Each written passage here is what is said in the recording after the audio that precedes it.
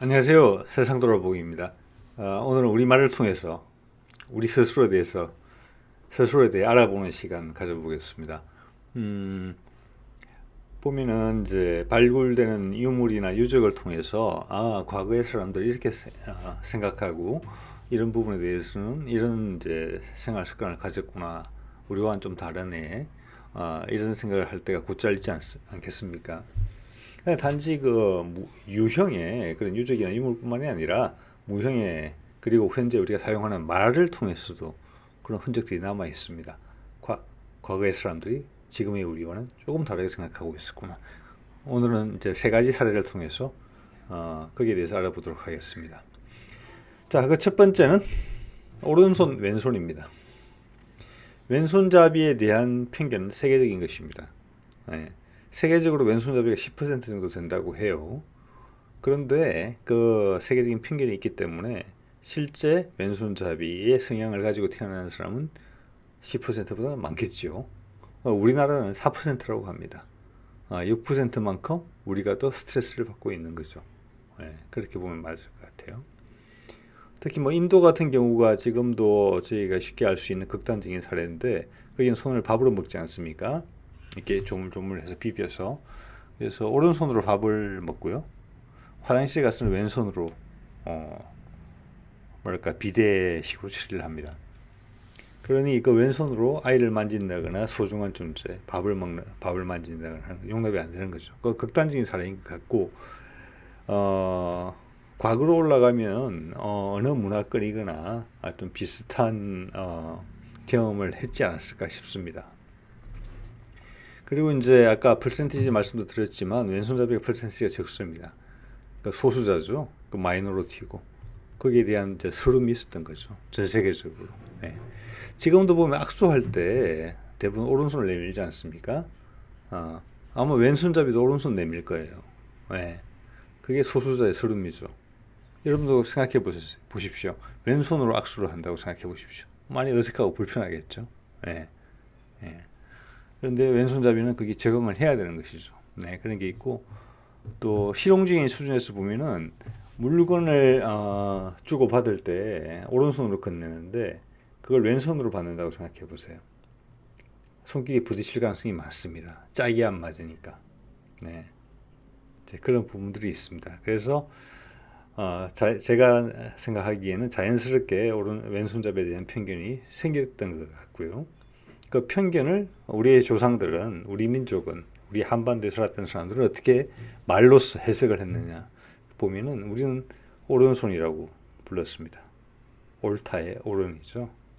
다른 말로 제가 보기엔 30-40%의 경우에는 바른 손이라고 부릅니다. 예. 옳다, 바르다 같은 뜻이죠. 근데 옳다, 바르다가 사실은 어원이 같은 곳에서 나온 겁니다. 옳이 바르다는 뜻이죠. 그죠? 옛날에 길쌈을 할 때 한올이 쪽쪽쪽 잘 서 있는 거죠. 바르다는 의미죠. 그래서 올바르다라고 하지 않습니까? 올바르게 자라라. 그래서 옳다가 된 것입니다. 줄여서. 그래서 오른손이 나온 것이죠. 이런 걸 보면은 옛날 우리 이제 조상님들의 생활에서 길쌈이라는 게 얼마나 중요했나 이런 것이 생각이 되고 또 오른손 왼손이란 말이 그 어원이 그 말의 시작이 상당히 오래되지 않았겠습니까? 전문 용어도 아니고 하루에도 여러 번 써야 되는 말일 수 있는데 그러면 그 길쌈이 참 중요한 동시에 오래되었다. 예. 얼마 전까지만 해도 수십 년 전까지만 해도 여자들이 제일 힘들어하는 게 길쌈이었죠. 밤잠을 못하고 해야 되는 거니까. 예. 자, 그런 걸 한번 살펴볼 수가 있겠고요. 자, 그러면 오른손의 반대말은 뭘까요? 옳다? 반대말 뭐죠? 그러다? 틀리다. 그렇죠? 그런데 우리는 그런 손이다, 틀린 손이다 이렇게 부르지를 않습니다. 왼손이라고 부르죠. 네. 왼손의 뜻은 뭘까요? 제가 보기에는 외로운 손입니다. 예. 우리 조상들도 이제 알았던 겁니다. 오른손이 그런 말을 붙일 만큼 양쪽에 똑같이 달린 평등한 팔인데 더구나 왼손잡이도 있는데 오른쪽으로 옳다고 뭐 굳이 부르자니 왼쪽을 틀리다고 부를 수는 없었던 겁니다. 그래서 외롭다고 부르는 겁니다. 왼손이라고. 자, 그 외롭다는 뜻은 여기저기 흩어져 있습니다. 모든 외자가 그렇지는 않겠지만은 제가 지금 생각해 볼 수 있는 외자는 그런 것 같아요. 외동아들이라는 뜻이 있죠. 외동아들이라는 말이 있죠. 혼자라는 거죠. 예, 짝이 없고 쓸쓸하고 외롭죠. 외파리, 팔이 하나 없는 사람. 외톨이, 아웃사이더. 외갓집도 마찬가지입니다. 결혼을 해서 양쪽 집에 양쪽에 부모들이 있는데 어떻게 보면 왼팔과 오른팔 같죠. 똑같이 몸통에 붙어있는 똑같은 평등한 존재인데 친가를 높게 치는 사회 분위기가 어떤 기간 동안 오래 지속됐기 때문에 왼쪽은 똑같은 팔이지만 소외됐죠. 그래서 외가라고 부르지 않았을까 이렇게 싶습니다. 영어에도 그 흔적이 남아있습니다. 영어의 right, 오른쪽, left, 왼쪽이죠. 근데 right에 오른쪽이라는 뜻만 있는 게 아니지 않습니까? 옳다라는 뜻이 같이 들어있습니다. 그래서 이거는 전 세계적인 어떤 편견이다. 그리고 우리는 이런 식으로 그걸 해석해냈다. 우리 말에서는 이런 말씀을 드릴 수 있을 것 같아요. 그 다음 두 번째 고른 게 사내와 계집입니다. 이런 사례는 제가 어디서 딴 데 본 데는 없는 것 같은데 제 생각은 이렇습니다. 사내는 사납다에서 왔습니다. 사나이와 사납다 상당히 가깝죠. 사나이가 줄어서 사내가 되지 않았나 싶습니다. 그리고 사납다는 싸우다와 비슷하다고 봅니다. 옛날에는 경험이나 경험이 조금 드물었거든요. 지금보다는. 그러면 사납다, 싸우다. 네. 그렇죠? 그래서 이제 뜻이 다 통한다고 봅니다. 그래서 어떤 분들 이런 이제 의견을 제시하는 분들이 계시죠. 일본의 사무라이 무사 있죠. 그게 고구려에서 쓰는 사우라비라는 말에서 왔다. 제가 고구려에 사우라비라는 말이 있다는 것을 본 적은 없습니다. 어디 있을지도 모릅니다. 하여튼 제 식견으로는 못 봤습니다. 일단 사무라이란 말은 모실 시자입니다. 한자로 적으면 일본에서 엄연한 훈독이죠. 사무라이와 시는 뭐 발음적이면서 유사성이 전혀 없거든요. 단지 원래 사무라이라는 말이 있었고 그걸 한자화 시키려고 하니 가장 뜻이 비슷한 시자를 갖다 붙인 것입니다. 그래서 저는 한 걸음 더 이제 나아가 생각을 해보면 사우라비는 싸우는 아바이에서 오지 않았는가 싶습니다. 싸우는 아바이. 쌍시읒 발음이 과거에 없었다고 봤을 때 싸우는 아바이. 아바이라는 것은 중앙아시아 여러 문명에 걸쳐서 아버지라는 뜻으로 쓰이고 있고 그 아버지라는 뜻으로 쓰이기 이전에 지금 만주어에도 보면은 아바가 사냥하다입니다. 사냥하다 바깥에서 당연히 논리적으로 충분히 확대 가능한 그런 어근이거든요. 아바 사냥하다, 아바이 사냥하는 사람. 옛날 채집 생활에서 남자는 바깥에 가서 사냥을 했습니다. 사납게 사냥을 해야 되죠. 예. 자, 그래서 사납다와 사내와 사냥하다도 어근이 같지 않냐 그렇게 보는 것이고요. 또 여기서 참고가 될 만한 것은 중앙유라시아 세계사라는 책을 쓴 미국의 그 중앙아시아 전문가 크리스 백워드는 이런 표현을 썼습니다. 코미타투스. 이게 이제 중세 유럽에서 주군과 그걸 모시는 신하들의 관계를 의미하는 단어로 쓰이고 있는 것인데 이것이 사실은 중앙아시아에서 유래된 것이다. 예. 그리고 구체적으로 언급도 합니다. 고구려 일본까지 거기 확인이 된다고. 그게 사무라이 한 사례의 임시죠. 코미타투스라는 게 그겁니다. 주군이 있고 주군을 위해서 모든 걸 바치는 충신들이 있는 겁니다. 주위에 가신들이. 그들은 심지어 목숨까지 바치고 충성을 합니다. 그러면 주군은 거기에 대한 보답으로 모든 것을 해결해 줍니다. 여자, 돈, 그리고 명예까지. 그리고 그의 가족들까지 가신들의 모든 걸 챙겨줍니다. 그거를 이제 구심체로 해서 엄청난 파워를 형성하는 것이거든요. 그래서 훈족이나 몽골족이 서양을 정복을 할 때 그 근간이 됐던 시스템이 그 코미타투스, 이건 서양 사람들이 붙이는 명칭인 것이죠. 그래서 그게 코미타투스라는 이름으로 해서 서양에까지 전파가 된 시스템을 의미하는 것입니다. 우리식으로 해석을 하려면 이제 코미타투스라는 것은 동양적 충성이라는 말의 원류다. 예. 충성 보십시오. 가운데를 위해서 내 몸과 마음을 바쳐서 모든 걸 다한다는 것이지 않습니까? 그 가운데는 주군인 것이죠. 네. 자, 계집은 집에 계시다라는 뜻입니다. 네. 계시다.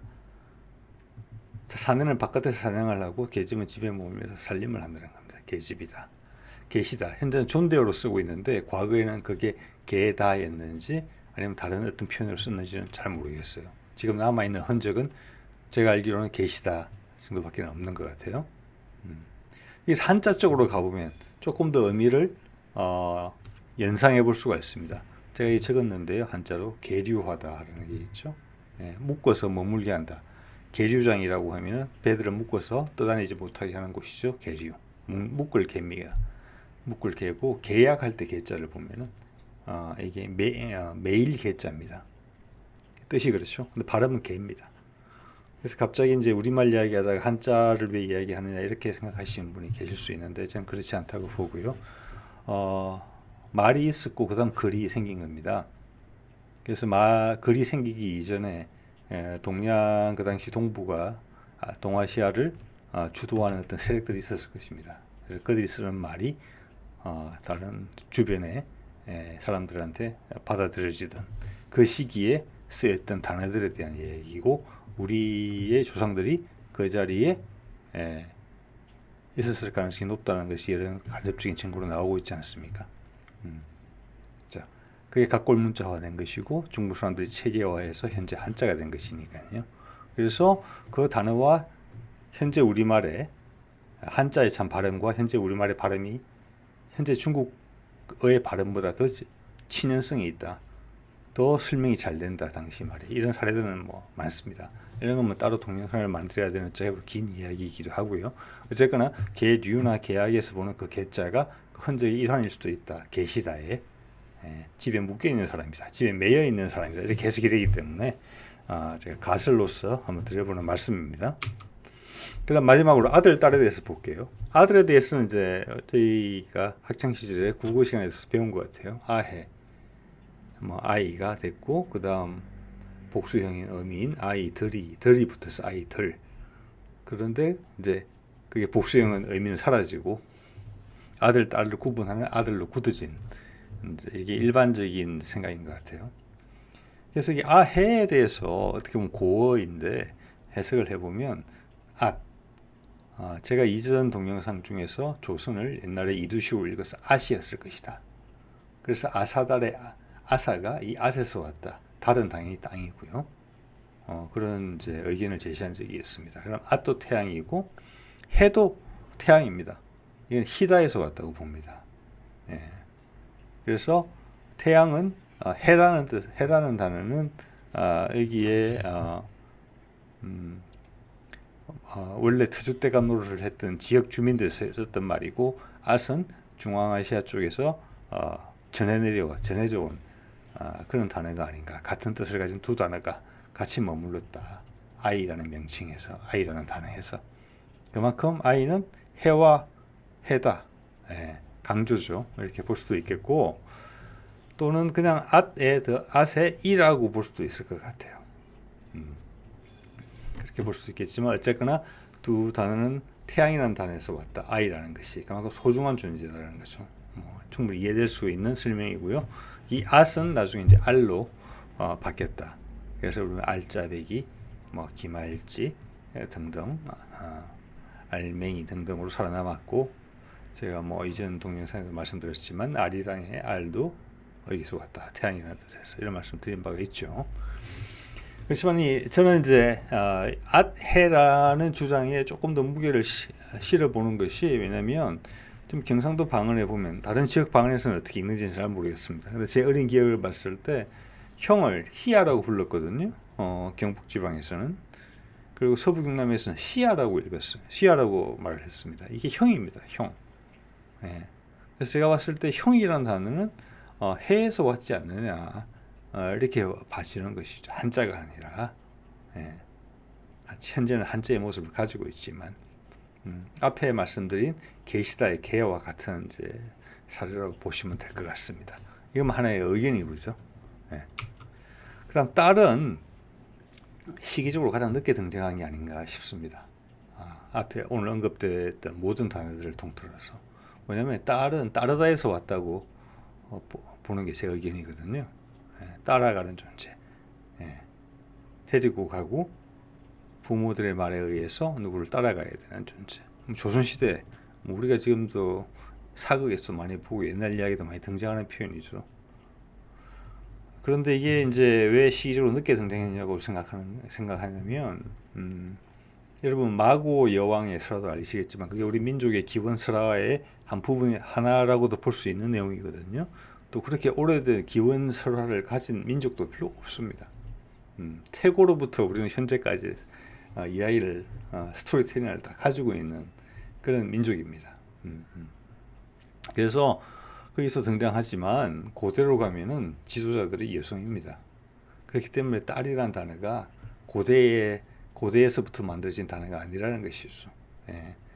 딸이 부모의 의견에 따라서 배우자가 쉽게 정해지고 거기를 받아들여야 되는 그런 사회적인 문화가 고착된지는 모르겠습니다. 길어봤자 1000년? 이지 않겠습니까? 그렇기 때문에 이 딸이라는 단어는 상당히 늦게 등장한 단어가 아닌가 이런 제가 말씀을 드리는 것이고요. 자, 이상으로 오늘은 우리 말에 남아있는 우리들이 늘상 쓰고 있는 말에 남아있는 흔적들을 통해서 우리 조상들이 어떤 편견을 어떻게 다루었는지 거기에 대한 생각을 해보는 시간을 가져봤습니다. 오늘은 여기까지입니다. 고맙습니다.